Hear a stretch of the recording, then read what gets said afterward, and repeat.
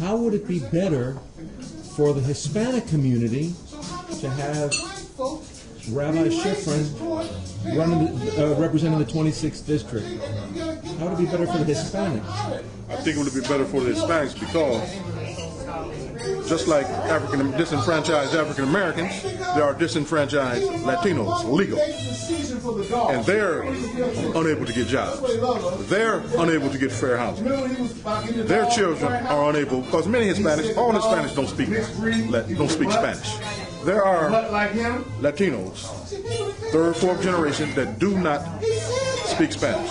Their mothers and fathers did the right thing by making sure they assimilated. Okay. That's Rabbi Shifren. He believes that. So I think in that respect, he would be great for the Latino community. Okay. And is it possible, or how is it possible that a black resident of the 26th Senate District would be better served by Orthodox Rabbi Shifren than Curren Price? Because, very simple, Rabbi Shifren has his pulse on the black community. Now, many blacks don't know that yet because they're not familiar with Rabbi Shifren. But he has his pulse on the black community. And believe it or not, he has our interest at heart. Curren Price doesn't. Curren Price he's beholden to corporate America, or whatever you want to call it. The machine. The machine. Whereas Rabbi Shifren, he's beholden to the common man. You and I. He has his finger on the pulse of the community. Last week, our organization, we sponsored a debate between the two. Curren Price didn't show up. Claims that he never received an invitation, but that's a lie. We all know that's a lie. Why didn't he show up? The venue wasn't big enough for Curren Price. The venue wasn't big enough. So he decided not to show up. Okay. He decided not to show up. A career politician. Curren Price. I believe he's a career politician. I don't know the man personally. Don't know much about him. But from what I've heard, he's a career politician. So will you appeal to the black voter that Nachum Shifren is going to be their better man in Sacramento? I have. Many of my colleagues in America's Black Shield, we have. But we're called sellouts. We're called Oreos. We're told, why are you working for the Ku Klux Klan?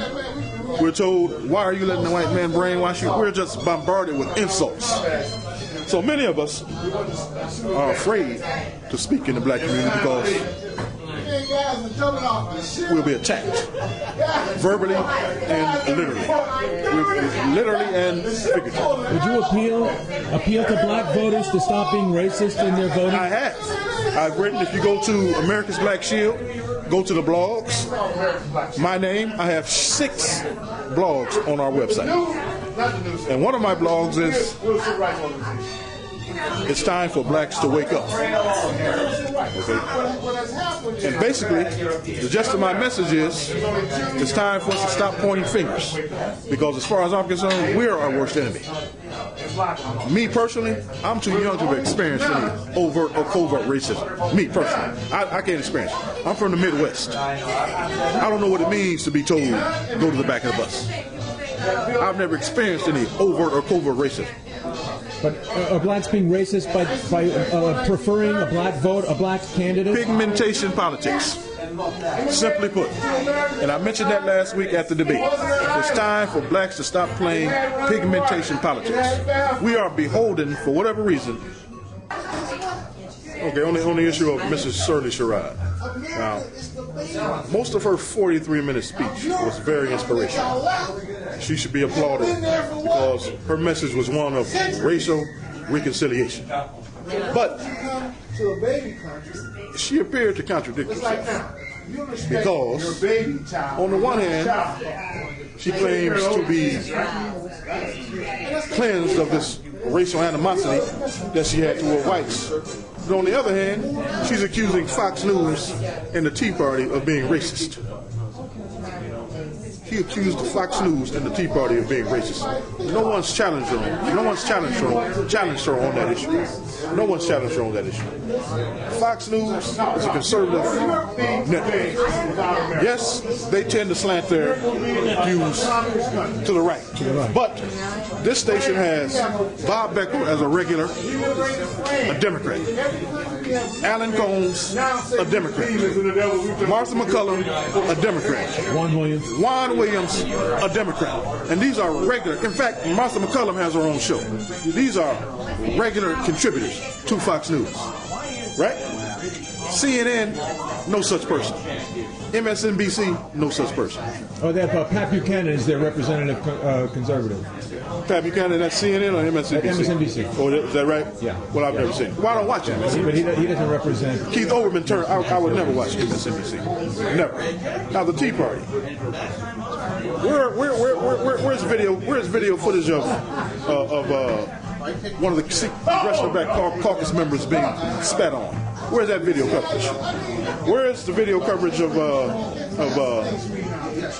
these so-called signs? Where's that video coverage? Where's that video coverage? It's non-existent. But Shirley Sherrod clearly pointed that out, and no one's challenged her on that. She refuses to appear on Fox News, but she's accusing Fox News of being racist. She's been invited on by Bill O'Reilly, Sean Hannity, Brett Baer. They've all invited Mrs. Sherrod on. But she won't go on those stations. You know why? Because she knows that she's going to be held accountable for those comments. But why are you calling us racist? She won't get that on CNN. She won't get that on NBC. Rick Sanchez. Cream puff. He's a cream puff. Campbell Brown, a cream puff. What's the other guy's name? Anderson Cooper, a cream puff. What's the other guy's name? The short guy with the gray beard. Wolf Blitzer? A cream puff. A cream puff on a racial issue. A cream puff period, as far as and especially when it's a racial issue. So she refuses to appear on Fox News, but yet she's being martyred. She's being martyred. I don't understand. And no one's calling her out on that one. Yeah. My white American brothers and sisters, stop allowing African Americans and Hispanic nuts jobs to lay this guilt trip on you. No one that I know of, and I have many friends that are Caucasian, none of their parents or none of them own slaves. So you need to stop allowing these people to put this guilt trip on you. You just stop doing that. You're not racist. Just because you happen to disagree with some of Obama's policies, which I do, doesn't make you a racist. Does that make me a racist? And I disagree with his policies. Does that make me a racist? No, in their eyes, I'm an Uncle Tom. And if you don't like him as a president, or if a white person doesn't like him as president, you're racist. You need to stop allowing yourselves to be placed in that space. You need to just stop it. Just stop it. I mean, I cannot impress that message. I really can't. You just stop it. You're not, and someone needs to stand up.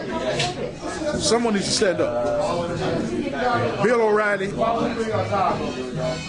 he won't do it. Sean Hannity won't do it. Ann Coulter, she has enough. She has more cojones than these guys do. Ann Coulter, she has more cojones than these guys do. She'll say that. Megyn Kelly, she'll say it. But someone needs to stop. Someone needs to say, no, I'm not a racist. Just because I disagree with Barack Obama's policies does not make me a racist. You should be ashamed of yourself. Will you come out and openly absolve white people right this minute? Absolve them right to the camera? You are hereby absolved. Okay. Of what? Of being a racist. If you criticize Barack Obama, if you criticize the Congressional Black Caucus, if you criticize the city councilman, members in your city, if you criticize anyone that's African American, doesn't make you a racist. Because believe it or not, there are some racist blacks out there. And this notion that you have to have power to be racist, so therefore blacks can't be racist, that's BS. You hear me?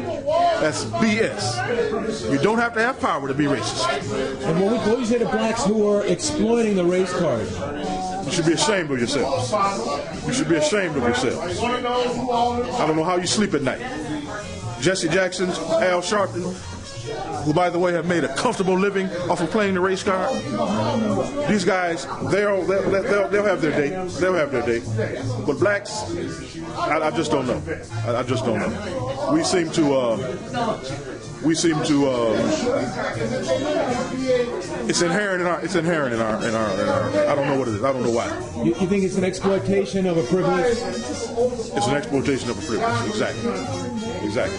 We wallow in our victimhood. You understand what I mean? Blacks, we have become accustomed to wallowing in our victimhood. So we'll pull out the race card. We don't agree with you, we'll pull out the race card. And guess what? White America becomes defensive. Oh, I'm not a racist. So you guys need to stop doing that.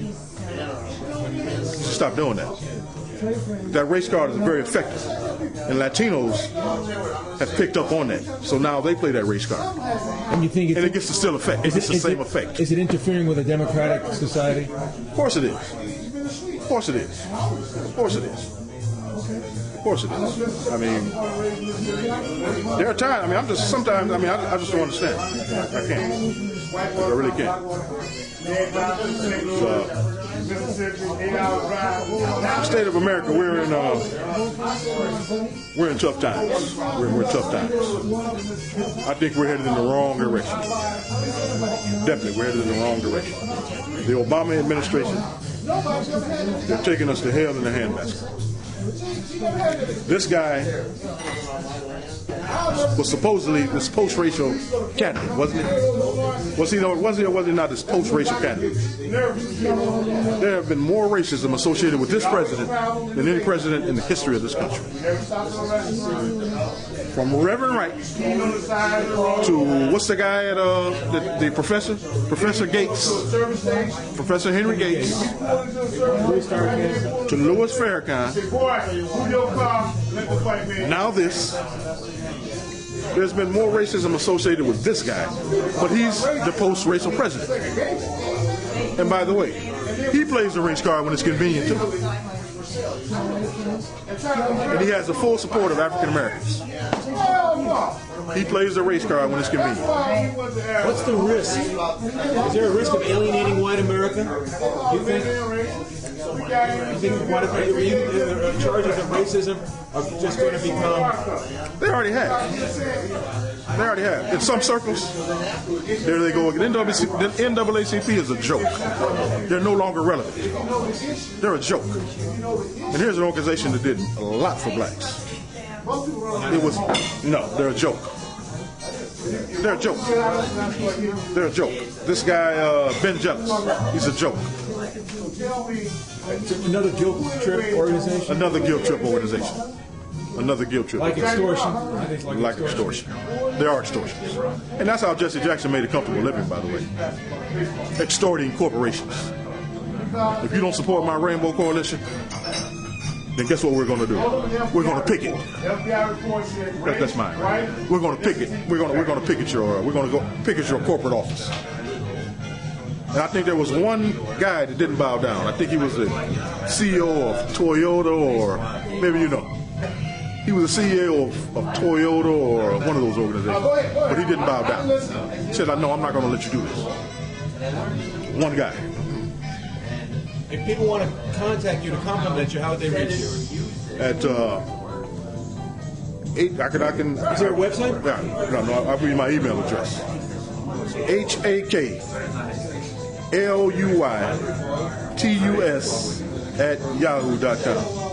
So once again, that's HAKLUYTUS@yahoo.com. You welcome comments? Sure. And I encourage you to go to abs.org. ABS, AmericasBlackShield.org. Go to the blog section, read some of my blogs. Okay? Thank you very much. Read some of my blogs. All right? Your blogs have names? Names of the blogs?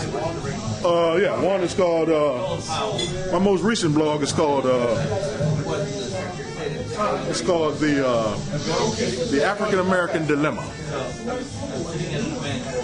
Yes. It's called the African American Dilemma. And here's my message. Clearly, Barack Obama has the support of African Americans. Clearly, 95%. But this man has also shown that he's unwilling, and maybe rightfully so, he's unwilling to address issues that are specific to African Americans.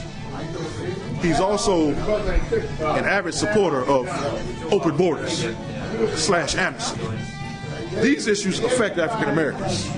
So here's the dilemma for African Americans. Do you continue to support this man knowing that he doesn't have your best interest at heart, or do you stop playing pigmentation politics? And that's our dilemma. You understand? That's our dilemma. Do we continue to support this man just because of the color of his skin? Or do we say, no, oh no, Mr. Obama, you need to be held accountable? That's the African American dilemma. And is this question open to open debate within the black community? Yes, it is. Is it being debated now? No. No.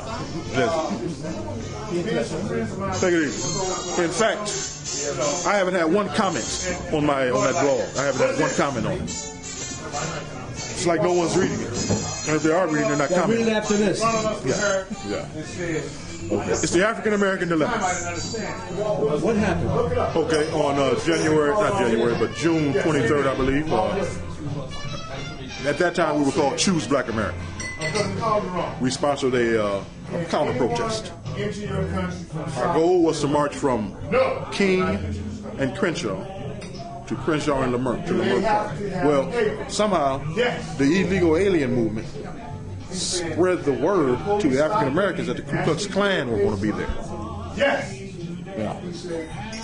So, were there any whites in the parade? There was some. There was some. So a lot of African Americans came out in mass. They were attacking us. They were attacking us. Not just the whites. No.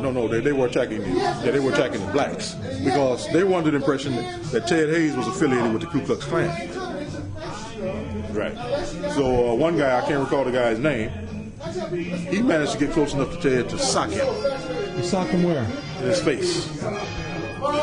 Sock him in his face. The guy was restrained and he was taken to jail. Yes. Were they having a confrontation first? No confrontation. The guy just out of the blue. Cold cock. That's how he was able to get close enough to him. Because it was out of the blue. But more importantly, here in the Crenshaw district, that's the last predominantly black area in the city. The illegal alien movement was able to. They was able to shut that march down. They brought their babies to Leimert Park, and the police. What they did was they didn't want to have another MacArthur Park. You remember what happened in MacArthur Park? So they said, well, to avoid having another MacArthur Park, this is what we're going to do. The protest is over. Everyone go home. Now, by the way, we paid for the permit. We paid for the permit. So, what kind of reception do you get from the mainstream black community? We're sellouts. They treat you as traitors? Traitors to their cause? You know, there are some African Americans that don't think that illegal aliens are doing anything wrong. This is their thing. This is their argument. We refuse to allow the white man to oppress another people. See, there are many blacks that just cannot get over this country's racist past. You understand what I'm saying? There are many blacks that just cannot get over that. But they're reducing every issue to racial. The white man. It's racial. There's a brown skin involved. We will not allow another people of color. What if they're breaking the law by doing It's okay. It's the white man. The white man's the problem. The white man. The white man under the great white boogeyman in the sky. The white man is hiding under every rock, conspiring to keep the black man down. day and night. That's their argument. There are many blacks that believe that. There are many blacks that believe that the white man conspires day and night to keep the black man. There are many blacks that believe that. And guess what?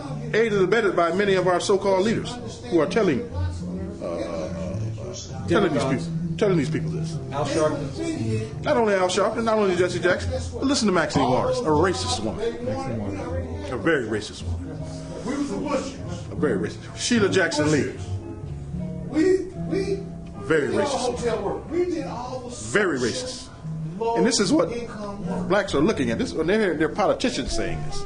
If just one African American politician would say no, the Tea Party movement, no, they're not racist. No, they're not racist. Yes, illegal immigration has a devastating impact on African Americans. Then that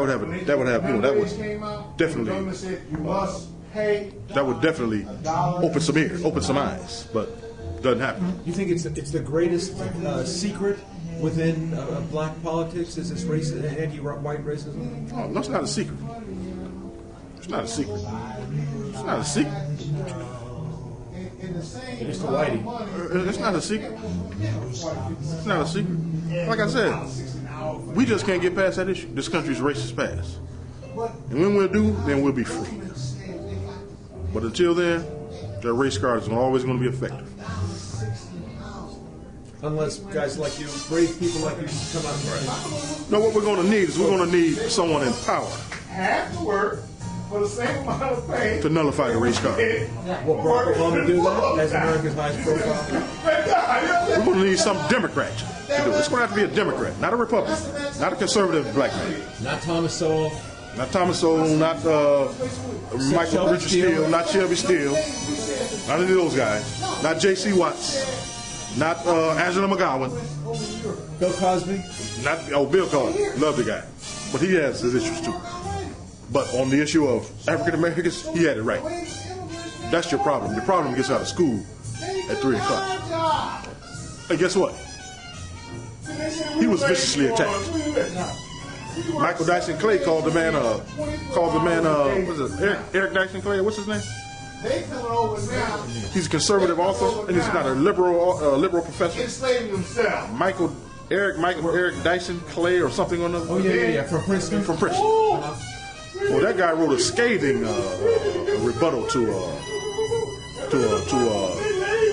Bill Cosby, saying now that he's made it, he wants to separate himself.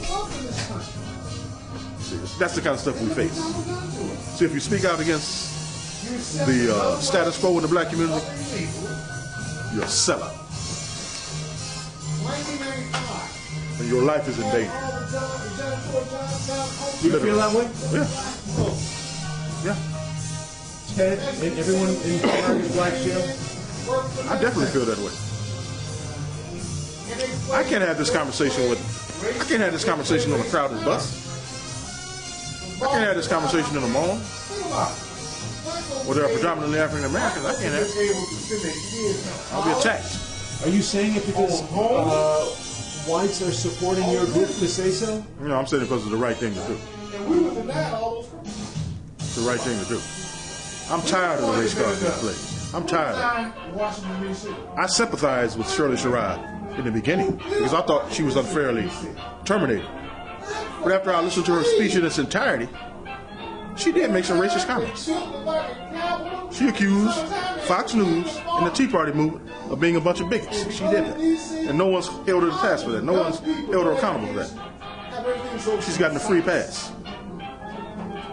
So, blacks, we can say some of the most outrageous things and get away with it. Larry Elder, he wrote a pretty good book. It's called Stupid Black Man. Stupid Black Man. He's the most hated black man in America. Why? Larry Elder. Why? Because he airs our dirty lines. I hated the guy. But I listened to his program for about a year, and I said, well, he's right. Yeah, he's right. After a while, I said, well, yeah, he's right. Then I read the 10 Things You Can't Say in America. Said, yeah, he's right. Then I read his other book, I forgot the name of that one. Yeah, he's right. But then when the surgeon was doing it, he couldn't do it. African Americans say some of the most outrageous things and get away with it. Made like he was assistant. Members of the Congressional Black Caucus routinely make racist remarks. And the white What is John? Was it John Conyers or? He's standing over here like this, and they not even recognize him. John Conyers or the other guy in Georgia? No, it was Kwasi Mfume. Kwasi Mfume. He said that, referring to one member of the Congress, a Republican, he said that this guy was from the racist wing of the Taliban. Something like that. Yeah, he said that. He said that. Yeah, he kind of sure did. How can people support your group? Well, what they can do is they can start attending our meetings, which are held at Lucy Florence's Cafe on Wednesday nights. Lucy Florence. Every Wednesday? Every Wednesday. What time? From 7 to 9. What's the street? 43rd and Degnan. Go to our website. If you agree with our position, just become a member, and then you'll. And that one, yes, free. And that will enable you to access the blogs. You can write a blog. You can write your own blog. But you have to become a member. Go to our website. Go to our website. The next Open to all races. Open to everyone. We don't discriminate. We don't discriminate. It says it's America's Black Shield, but we welcome everyone. Hispanics. My deceased wife was a Hispanic. She passed, my bless her heart, rest in peace. Jeannie Ramirez Jordan. She passed on January 16th. Of this year? This year, yeah. No, 2009. She's a Latina. I'm in contact with her family all the time. They love me. I love them. I can go to their home, go to the refrigerator. I can do all of that. I'm not racist. I have her name tattooed on my arm. I don't know if you can get it. Can you see that, Ramirez? Wow. My wife. This is the post-racial America right here. Yeah. It's my wife. Love her to death. I'm not racist. I'm not racist. But that Reconquista? No. You know the Reconquista movement? What do they want to do? Huh? What do they want to do? They want to take over the Southwest. They want to reconquer the Southwest? Reconquer the Southwest. For La Raza? For La Raza. This is Aztlan, they call it. Which means? It's a mythical BS. I mean, for lack of a better word, it's some mythical BS. But it's Aztlan. Aztlan. I don't know. But, yeah. Do you think they're capable of terrorism? That's... And one other thing that's very important, and this is never really pointed out either. These are supposedly peaceful people, right? Who? The illegal alien movement. Aren't they portrayed in the mainstream media? Aren't they portrayed as hard-working, innocent people? Well, why is it at all of the rallies, the counter-protests, why is it that we're surrounded by police? You ever noticed that? At the counter-protests, notice who's surrounded by police. Notice who needs police protection. I mean, the police are trying to stop you. Stop them from attacking us. Oh, they're going to attack you? Oh, they're protecting you from them? No, they're protecting us from them. What do you have to fear from them? Being attacked, viciously attacked. Oh, I can recall one rally in, we were in Hollywood, or we were in Glendale, or I believe it was Hollywood. Hit an old lady in the head with a Coke can, frozen Coke can. It's on YouTube. It's on YouTube. You think this country is headed towards a race war? No, I don't think we're going to go that far. I don't think we're going to go that far, but you never know. You never know. But you think we're heading towards a civil war? No. Is this president the uniter he promised to be? Of course not. He's the greatest divider ever. Like I said, this guy, he has created so much racial division that it's unbelievable.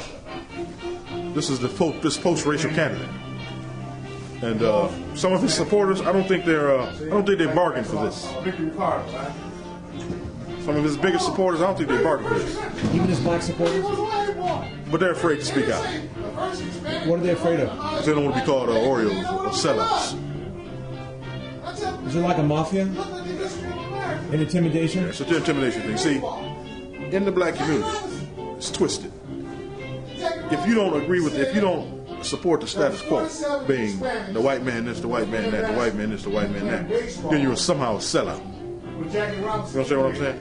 So, this conversation you and I are having, this conversation can be, you just can't have this conversation anywhere because you'll be attacked. So many blacks are afraid to speak out. They may agree with our position, but they're afraid to speak out. Barack Obama he's a disgrace. He's a disgrace. He's a disgrace. He's a disgrace to this country. He's a disgrace to this country, not to the black community, because he has a white mother. He has a white mother. He never talks about his Caucasian upbringing because he wants to appeal to African Americans. He wants to keep that.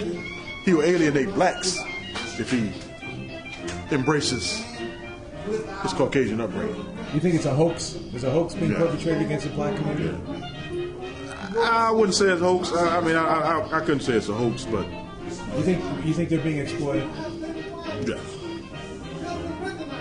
The Democratic Party exploited us a long time ago. So it didn't start with Barack. He just benefited from that exploitation. He came around at the right time. He came around at the right time. But if you don't support the status quo in the black community, then you're alienated, and you put your life at risk. You really do, and it's sad. It's sad. Your life at risk from who? An organized group or just individuals? Just any clown in the street. You and your brother. Any clown in the street. Your mom. Especially these so-called Nation of Islam individuals. Are they like a mafia? Yeah, they are a mafia. The Nation of Islam. I mean, these guys are they're terrorists. They're terrorists. And treasoners? Right. They're treasoners. Because what's happened? And when you get together, See, most of these guys in the Nation of Islam, they're ex-cons. Not all of them, but most of them. But not rehabilitated to the extent that they disavowed violence. No. So once they go to prison, then they're indoctrinated into this Nation of Islam.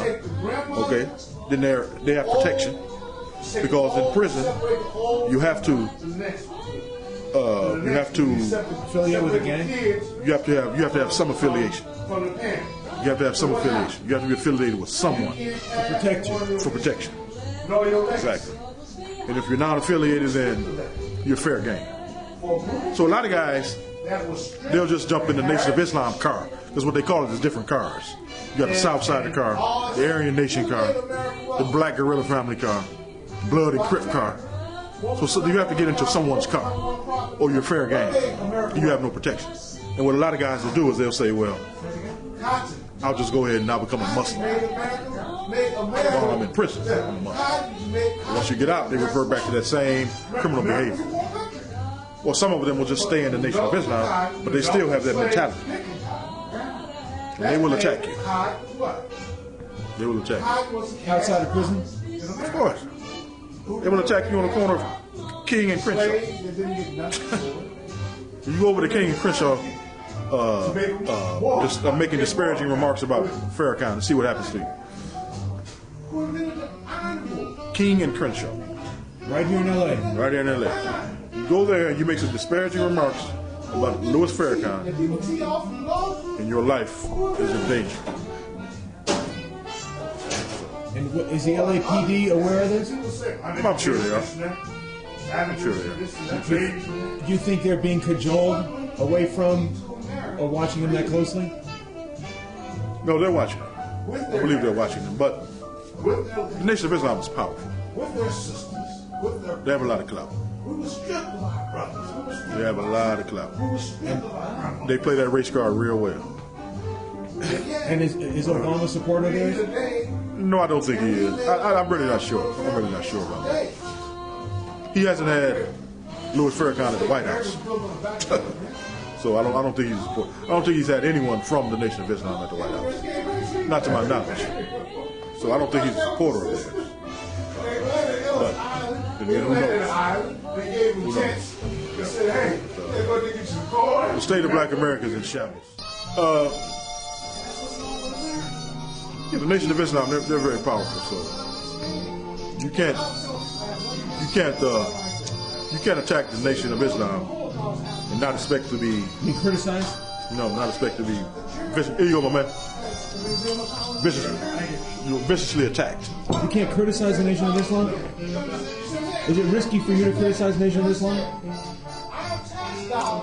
You do it at your own risk. Are you doing that now? Yeah. But I don't care. Exposing them? I don't care. I don't care. I really don't care. And another thing about the Nation of Islam, I mean, and I'd like to ask some of these guys, you can't really practice true Islam in America. You know why? Because you can't behead your wife. You can't stone your wife in America for cheating. Or you can't beat her. You can't beat her. In Islamic countries, she commits adultery, guess what? That's it for her. You can't practice true Islam in this country. And I've often wondered, do you guys support that? Meaning, do you guys support the treatment of women?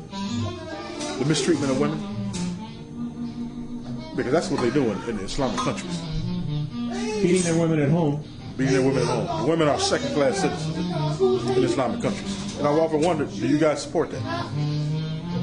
And what about the rules about the infidels? Does the Nation of Islam support the hatred of the infidel, the Christian, and the Jew? Yes, they do. That they do. Very racist organization. Very racist organization. Very racist. My brother, he was a member of the Nation of Islam.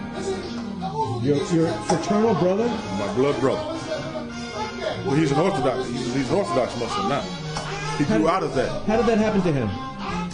Well, because where I'm from in Ohio, we had guys that were, Recruiters. And he was recruited out of high school. Well, actually, while he was in high school.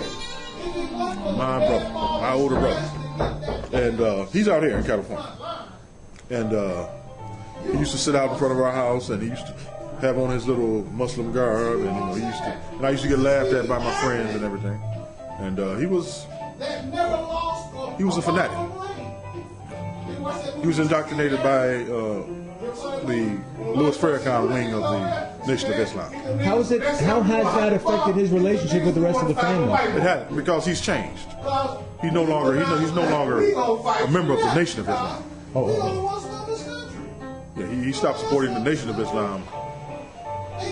He's like a Sunni Muslim now. Similar to Muhammad Ali, Kareem Abdul-Jabbar, those guys. They started out as Nation of Islam. But isn't Islam's objective to replace the Constitution with the Quran? Isn't that still there? I'm really not familiar with it. I really haven't delved into that. But I know they're a very racist organization. Got to the airport. Not just racist against whitey. No, actually, they are just racist against white. What, aren't they racist against Christianity? As long as it's practiced by whites. Not against black Christians? No. Give me a belt. Take off your shoes. No. Definitely not. As long as it's practiced by whites, yeah, they're definitely against it. But blacks, no. You have a mosque here, you have a black church, maybe across the street. And they are intermingled. Because Christianity is the dominant in that case. But what about a neighborhood like Dearborn? Dearborn, Detroit. Michigan, yeah. Right. Dearborn, Michigan. Where the church would be the minority. Is the church safe? Well, in Dearborn, Michigan, that's not the Nation of Islam. No, but it's Islam. Those are true. Those are real. I'm not going to say the Nation of Islam, those are real Muslims, but those are African Americans. But in Dearborn, Michigan, those are Muslims. Arab Muslims. From Muslim countries. And they're racist, too. Are you concerned for the black community? Very concerned. About the encroachment by this Nation of Islam? No, not from the Nation of Islam. Because believe it or not, the Nation of Islam did some good for young black men. For some. Back in, it was necessary. Thank you, man. It did some good things for young black men back in the 50s and 60s, when racism was a problem in this country. But today they become a political entity. Yeah. As far as I'm concerned, they're no longer relevant. They're similar to the NAACP. You know what I mean? Similar to the NAACP. Other than this intimidation you're talking about. Right. This is a real threat to speaking out. It is. If this tape if anyone ever views this tape, I might be in trouble, but I'm not concerned. Because I don't hang in areas where there are lots of Nation of Islam people. I really don't. So, but the state of African Americans. How could I put this? The damage that has been done is irreparable. The damage to whom? To African Americans by our so-called leaders, by this rap hip-hop culture. It's irreparable. It's irreparable.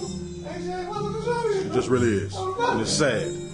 Are you giving up on trying to? No, because I'm a member of this organization. But